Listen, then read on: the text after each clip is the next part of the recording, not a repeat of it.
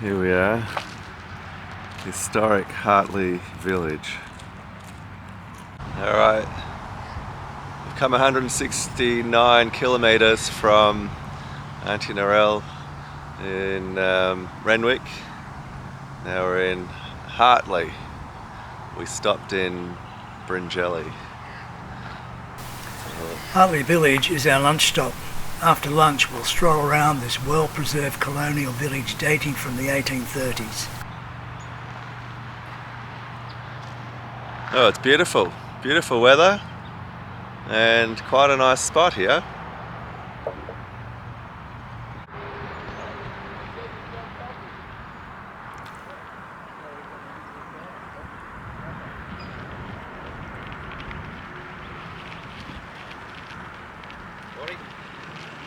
Here we are in Hartley Visitor Centre. The buildings here date from the 1830s. This is the time when Michael Jones and James Joseph Wilson were in the area.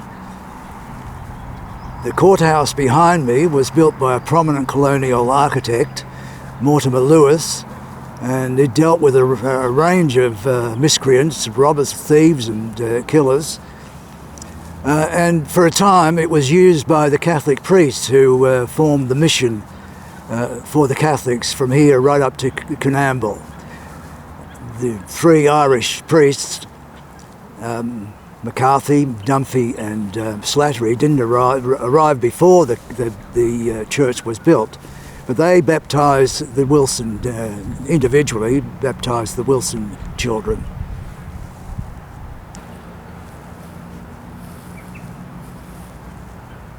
Starting at the end of the road, we see the Shamrock Inn, then a typical colonial cottage, Farm Inn, the visitor centre, and St Bernard's Church.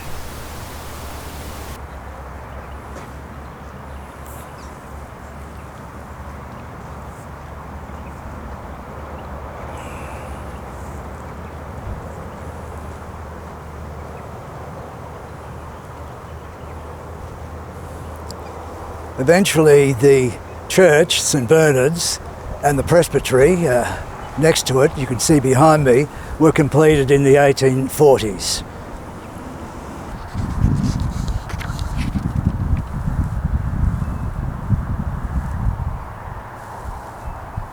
St Bernard's is still in use for various functions. It still operates as a Catholic church, but I doubt whether there are any priests now living in the presbytery. This is the entrance to St Bernard's Church. It's around the back, the presbytery and the back of the church. But you can see here that the main entrance is on this side.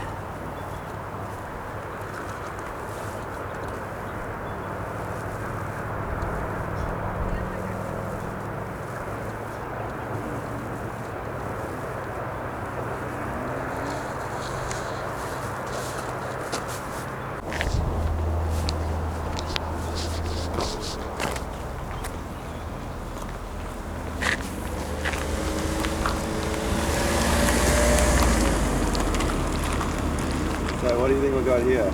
We've got buildings, cottages typical of the time.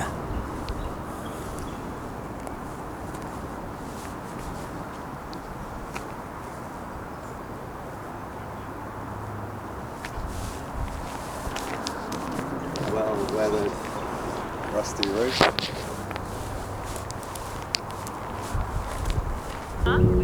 Behind me is the Shamrock Inn. This is typical of the inns that were built along the roads that ran north, along which landholders went to establish their properties.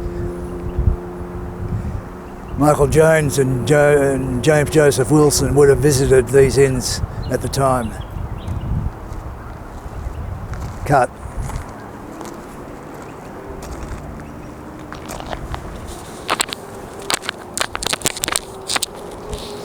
This is a final shot of Hartley Village, or administrative centre, before we go to Bathurst.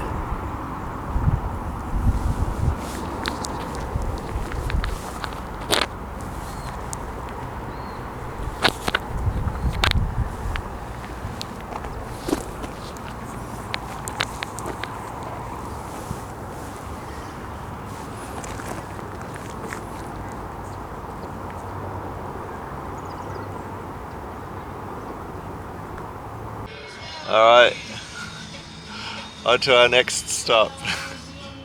We've got the Spotify programmed and some 60s music, and we're going to hit the road. Here we are in Bathurst at the Holy Trinity Church. We're going to do some filming up here. Just walking up to see if I can find where Dad got off to. It's a beautiful day. Look at this.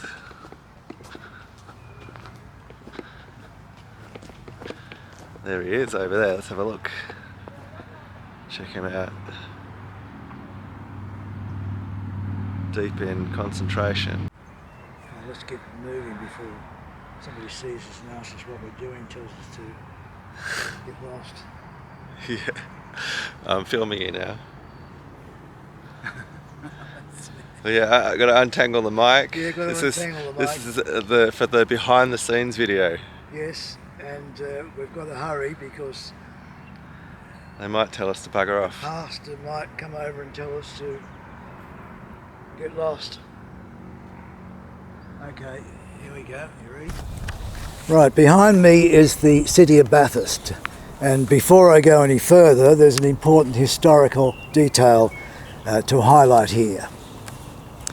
In 1813, Gregory Blaxland, William Lawson and William Charles Wentworth crossed the Blue Mountains, or the Great Dividing Ranges as it is generally known.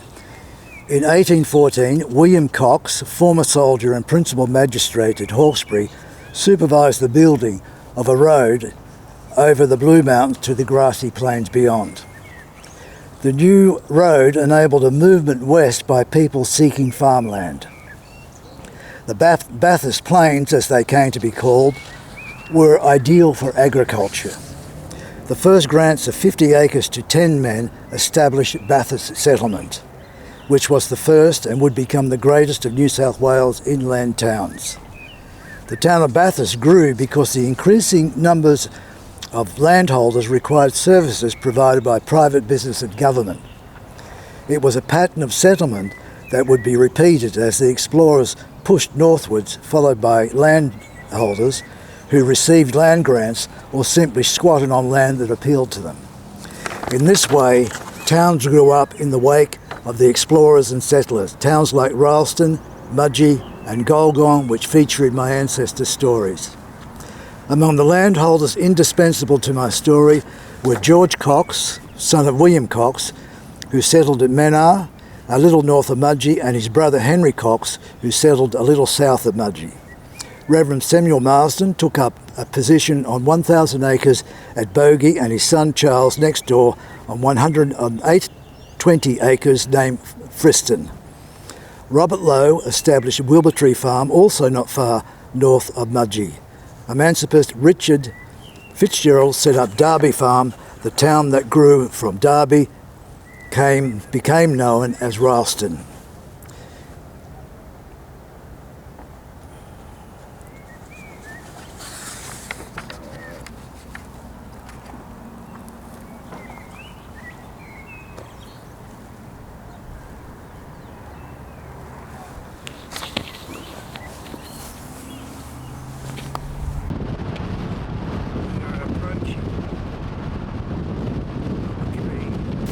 Before we go into Bathurst, we must find where James Joseph Wilson worked before being assigned to Robert Lowe's Bathurst properties. His first job was at Lowe's farm Wilbertree, around 8 miles north of Mudgee. We have calculated it is somewhere on this road.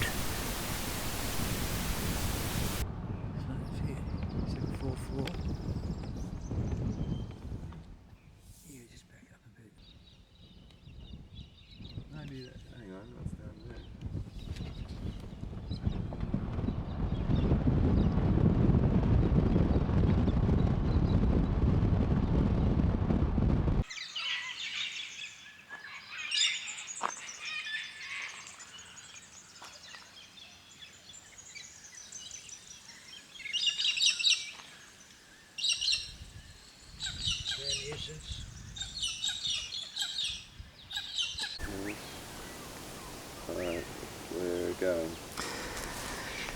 The young city-bred convict would not stay at Lowe's Bryngelly property. The 1828 census states that barely a year after James Joseph's arrival, and a mere 6 years after the squatters arrived in the Mudgee area, he was upgraded to hut keeper landholder on Lowe's Mudgee property, Wilbertree. And this is Lowe's property here. All this land belonged to the Lowe. It may not be as much as in those days. Over there through the trees you can see the homestead. So up until a few years ago it was owned by one of the Cox family. Since then it's been sold to a private person. And up the street there where we saw Lowe's Lane, to the left there, that is Goury Park. Not Lowe's Lane, I meant Goury Lane, and that leads to Goury Park, which was Robert Lowe's wife's property. Now, as I say, James Joseph was up here as a hut keeper, and a hut keeper was a shepherd who organised the flocks at night, keeping them secure from predators and thieves. Right.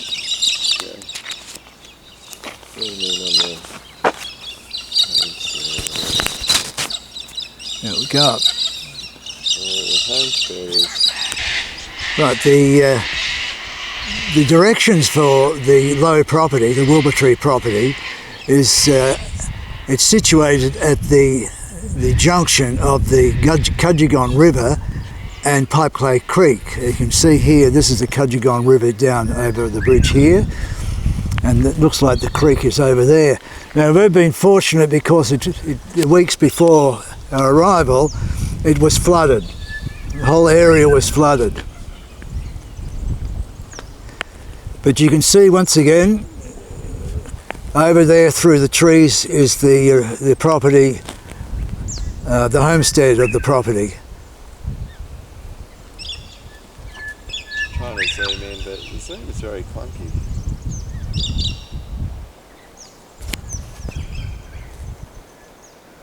Okay.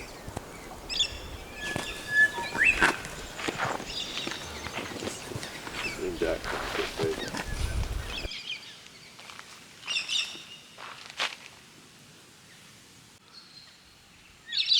Right, here we go.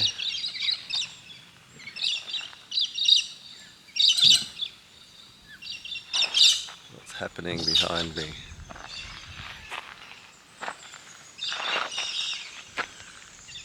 Getting ready for coffee. What time is it? It's about 25 to 12.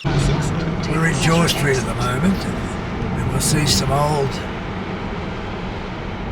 buildings representative of the early days, like this now enter the roundabout and take the second exit. Former hotel, the Presbyterian church here on the corner.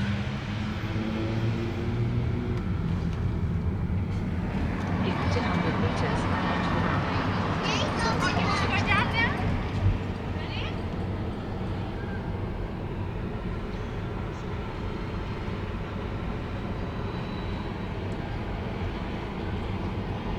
Gardens. Now enter the roundabout and take the first exit.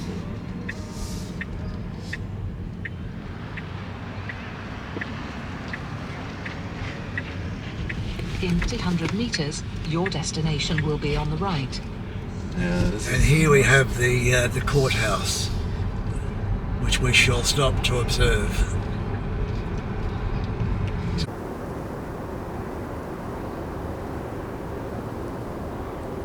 Go. Hang on. On the 3rd of November 1836, the Bathurst bench recommended a ticket of leave to be granted to James Joseph, allowing him to remain in the district of Bathurst. By this we understand that he had returned from the Wilbertree property and was at work on the Lowe property in the Sidmeath Valley near Bathurst. The recommendation was important for two reasons. First, James Joseph had no mark against his name. Indeed, he was doing well in his allocated work, which in time turned out to be stock management. Second, the ticket of leave allowed him free movement within a stipulated district and enabled him to seek work or work for himself. Bathurst became the centre of his life and activity.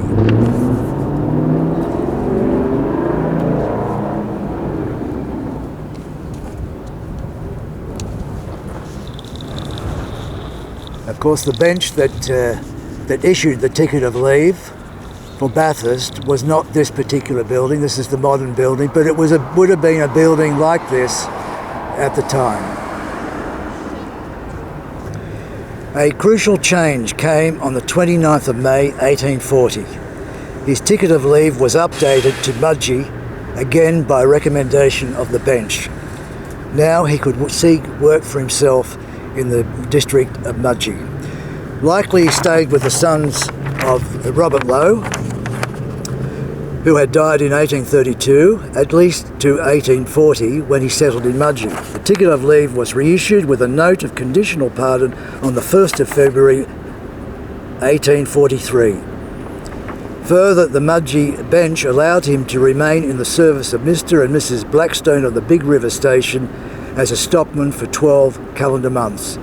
James Joseph had established himself as a stockman.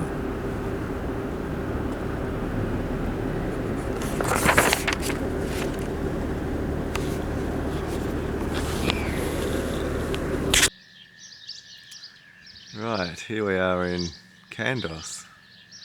It's quite a mountainous hill over there, which seems to be a real feature of this place.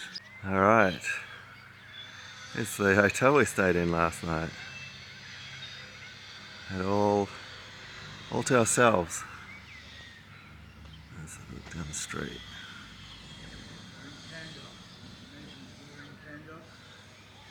Yes, yeah. The Kandos Railway Bistro Hotel. It was a comfortable hotel, but there was something unusual about it, and Roger had a bit of fun with it.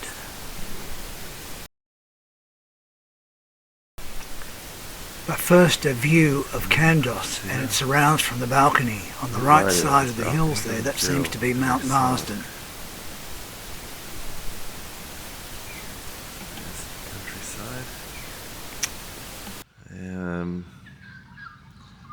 The farm at Dabee is on the other side of that mountainous hill, that rocky looking hill.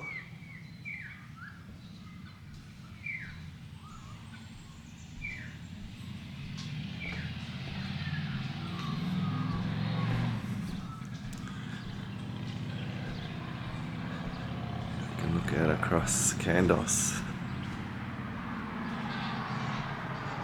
which is bigger than I thought. Alright, we're in the Railway Bistro Hotel in Kandos. We've got the whole hotel to ourselves. There's no one else here. There's not even a reception. It was a little creepy actually. Here's bright and early in the morning. I'm going to do a walk through down the hallway of our creepy hotel. I'm nearly expecting twins to be riding their tricycles down the hallway. Finding an old woman in a bathtub, slashed wrists, which sounds obscure but it scenes out of The Shining. Yeah, hallway again.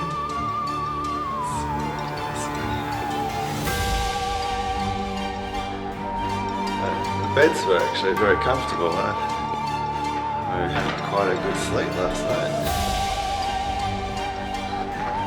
There we go, who's this stranger?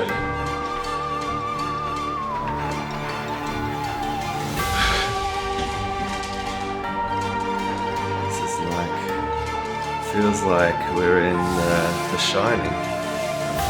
It's all empty.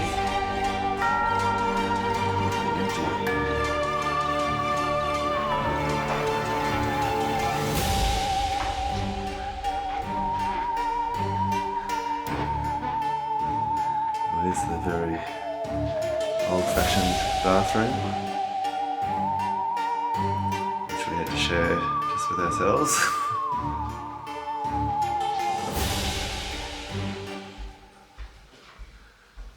This is not our room, but a door to the balcony. To the balcony too. Seen from the balcony, which is... Yeah, we're just preparing, it's a Sunday morning, so we're preparing to hit the road, head up to Rylstone. We're on our way, we're going to make our way around this outcrop on the road. You can see the mountains and the hills over on the left, and the grassy plains in front of us here. So this is real James Joseph Wilson and Michael Jones country. Indeed, this is our first entrance onto the grassy, fertile plains the explorers William Lawson, Gregory Blaxland and William Wentworth discovered. The Cox brothers, Robert Lowe, Richard Fitzgerald and the Reverend Samuel Marsden were amongst those that followed them. Applying agricultural methods developed over centuries, they turned the long dormant plains into highly productive farm enterprises. Before going to Rylstone, we'll visit one of those farms, Dabee Farm. According to the little information we have, it is on Glen Alice Road.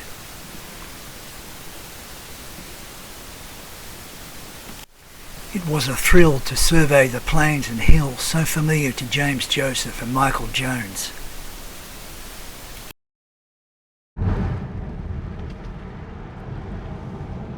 We're now approaching Dabee Farm. The mountain to the right of the range is likely Mount Marsden, named after Reverend Samuel Marsden, whose property Bogee has a place in Michael Jones's story.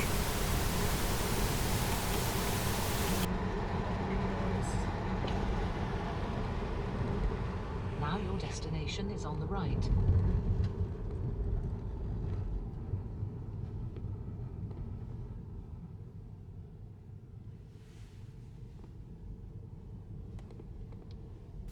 The surrounding country was beautiful, but the setting of the homestead and farm buildings just over the crest there filled me with uncertainty.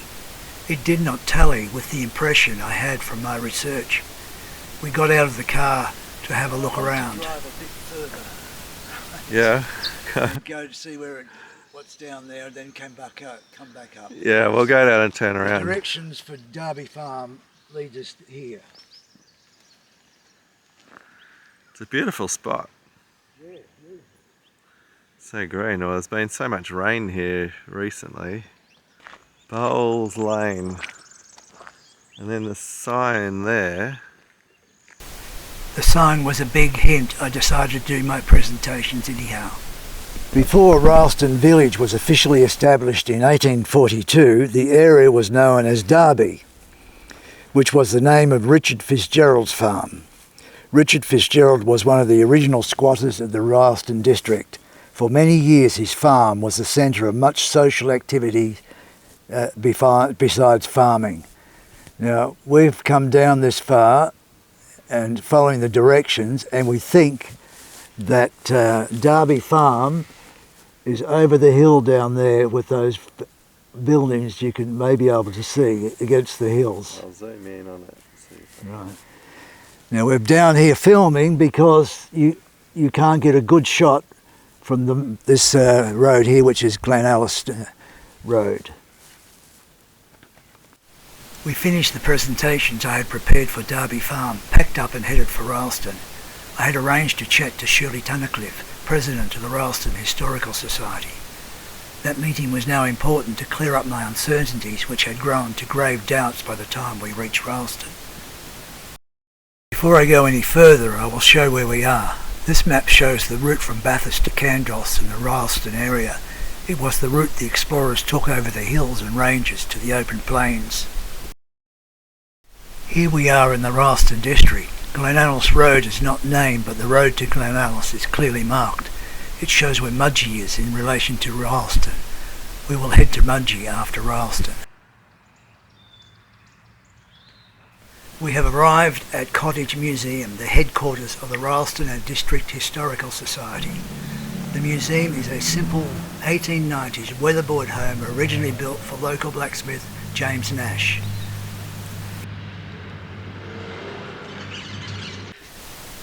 We received a very friendly welcome from Shirley Tunnicliff, who generously gave of her time. We received much information about the two farms we were looking for, Robert Fitzgerald's Dabee and Samuel Marston's Bogee. We were indeed wrong about the location of Dabee Farm. Shirley gave us the right directions. It was on Naranga Road, which branches off Glenallis Road, much closer to Rylstone than Kandos. But it turned out we were not only wrong about the location, as you will hear in the following exchange with Shirley and two members of Rylstone's Historical Society. Elizabeth and Jane Harris. And they worked on Dabee Farm and... Dabee. Yeah. Not Dabee, Dabee. Dabee. Oh, okay. Yeah, depends where you're from, I suppose, yeah. After a very pleasant meeting, Roger and I were off again with our new information to find Dabee Farm. Here we are. We're just leaving the Rylstone Museum. We got some pretty good info there, didn't we? Yeah, we did. We discovered... Yeah, wealth of information, and we discovered we'd made an error in our filming. So it's Dabee. Well, first of all, we've been calling it Dabee, but they're quite certain it's called Dabee. Yeah. Yeah. And I'll film a bit of the building on the outside. We took a walk around Louis Street before our obligatory coffee. The two cottages here were built by Goodwin Spiles Hall for his family. They are now business premises. Hall also built the Bridgeview Inn, now Bridge Hotel. The drive is the entrance to Rylstone Historical Society. Alright, there's the police station. It's the courthouse.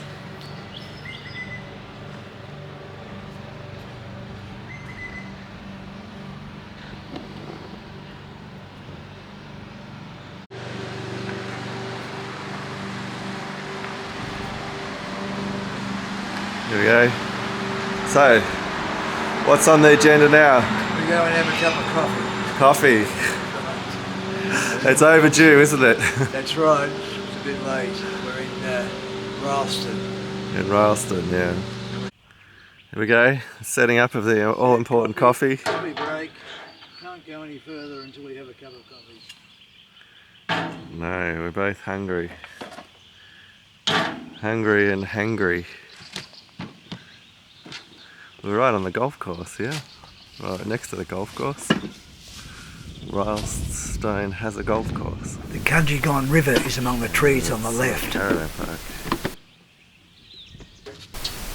After an early lunch, we were ready to go and find Dabee and Bogee Farms, the places where my great-great-grandparents and Rogers by 3 came across each other.